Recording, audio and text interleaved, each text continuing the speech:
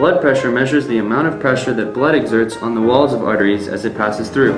Chronic high blood pressure, or hypertension, places more stress on the arteries, which places more stress on the heart muscle and contributes to buildup of unwanted tissue in the arteries.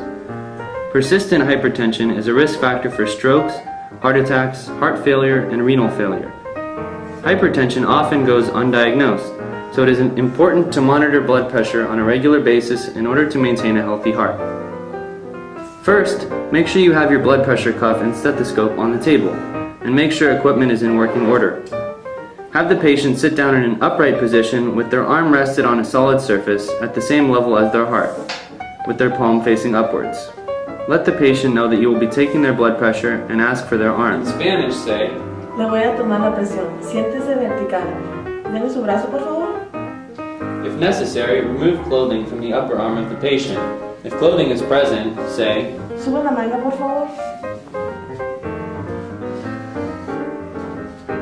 Locate the brachial artery by feeling for a pulse on the inside of the elbow, near where the bicep connects to the forearm. Place the blood pressure cuff on the patient's arm so the artery mark arrow points toward the brachial artery and wraps securely around the bicep of the patient's arm.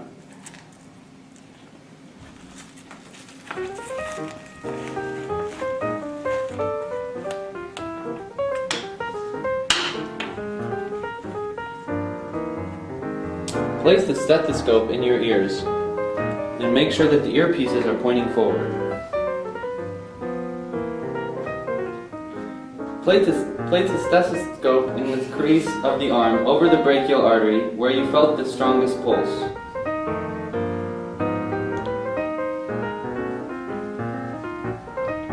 Begin inflating the blood pressure cuff by continually squeezing the cuff bowl until the gauge reads 160 to 180 millimeters of mercury for females and 180 to 200 millimeters of mercury for males.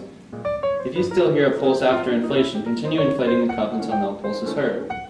Slowly deflate the blood pressure cuff at a rate of 2 to 3 millimeters of mercury per second.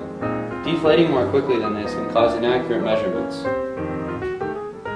Listen for the first rhythmic sounds of the systolic blood pressure reading, which may resemble a tapping noise. This will usually occur around 150 to 110 millimeters of mercury.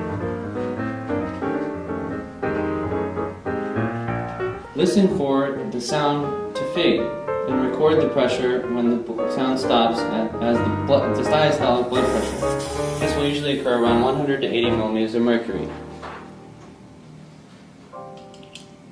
Record the two numbers on the patient's clinic sheet.